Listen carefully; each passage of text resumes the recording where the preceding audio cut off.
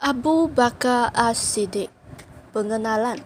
Nama sebenar beliau ialah Abdullah bin Abu Quhafa. Beliau merupakan khalifah pertama untuk zaman Khulafa Ar-Rasyidin pada tahun 632 hingga 634 Masihi.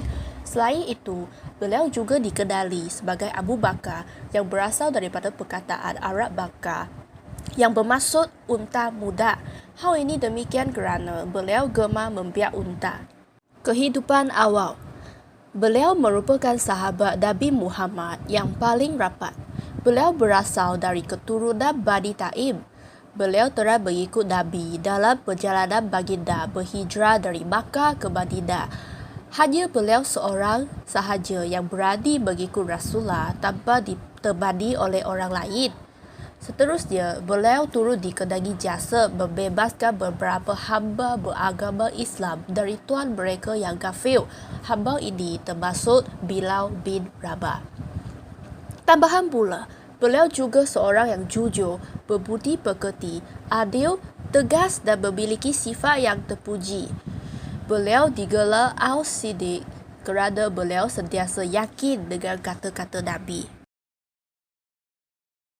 Menjadi khalifah pertama. Selepas kewafatan Nabi Muhammad, sebuah majlis iaitu Majlis Syura yang dihadiri oleh golongan Ansar dan Muhajirin ditubuhkan untuk melantik seorang khalifah bagi memimpin umat Islam. Hasil daripada perjumpaan itu, Saidina Abu Bakar dilantik dan menjadi khalifah pertama bagi umat Islam. Zaman pemerintahan oleh khalifah dikenali sebagai Kerajaan Khulafa Ar-Rasyidin. Seterusnya, kita dapat melihat ketokohan Khalifah Abu Bakar As-Siddiq dalam peperangan Islam Ridha.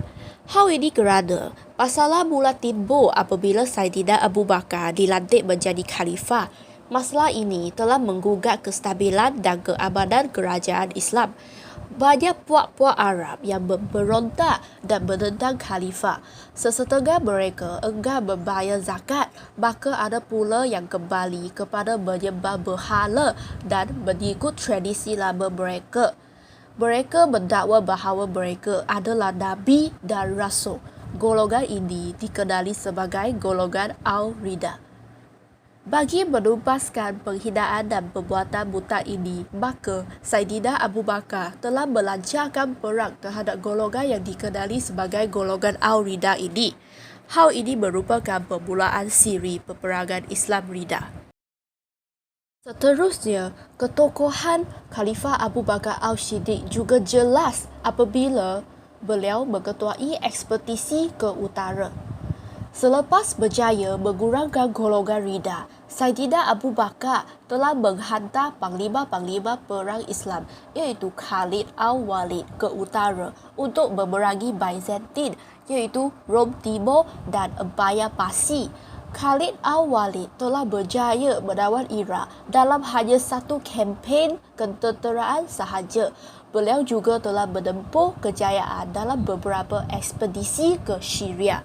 Tanpa kepimpinan Khalifah Abu Bakar As-Siddiq, kerajaan Islam tidak akan aman kerana akan tergugat dengan serangan oleh tentera Byzantine dan juga tentera Empayar Parsi.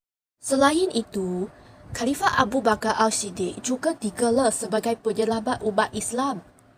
Hal ini demikian kerana, menurut ahli sejarah Islam, selepas siri peperangan Islam Ridha, ramai penghafaz Al-Quran telah mati syahid. Dengan ini, beliau pun memerintahkan Zaid bin Thabit untuk mengumpulkan tulisan Al-Quran pada batu, kayu, kulit binatang kerana ramai orang hafiz Al-Quran telah syahid dan salinan Al-Quran ini telah disimpan oleh Saidina Umar iaitu khalifah yang seterusnya, Hafsah iaitu History Nabi dan Saidina Uthman.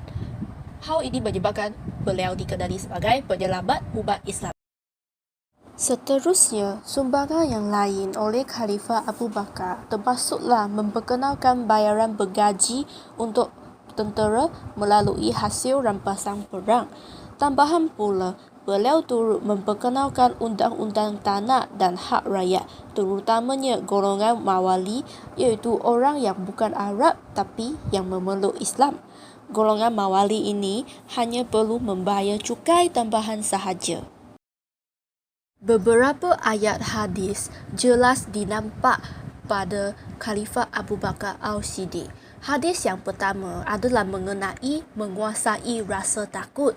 Hal ini demikian kerana Khalifah Abu Bakar Al-Siddiq telah menguasai rasa takut beliau dalam penghijraan dari Mekah ke Madinah. Beliau telah menemani Nabi dalam penghijraan baginda. Dalam ayat hadis, barang siapa yang takut kepada Allah, tentu ia tidak akan baju mundur. Barang siapa yang tidak baju mundur, tentu akan sampai ke tempat tujuannya. Ingatlah bahawa barang dagangan Allah itu mahal. Ingatlah bahawa barang dagangan Allah itu adalah syurga. Hadis yang seterusnya adalah berkaitan dengan tanggungjawab sebagai pemimpin. Hal ini demikian kerana Khalifah Abu Bakar Al-Siddiq telah memimpin rakyat seluruh umat Islam dengan baiknya semasa zaman pemerintahan beliau.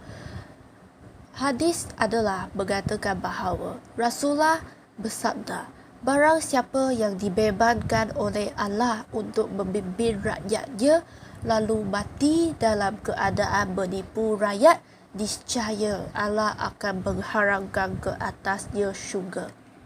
Dengan ayat hadis ini, jelaslah kepada kita bahawa Khalifah Abu Bakar As-Siddiq adalah seorang pemimpin yang sangat bertanggungjawab dan berdedikasi dan bijaksana dalam memerintah kerajaan Khulafa Al-Rashidin.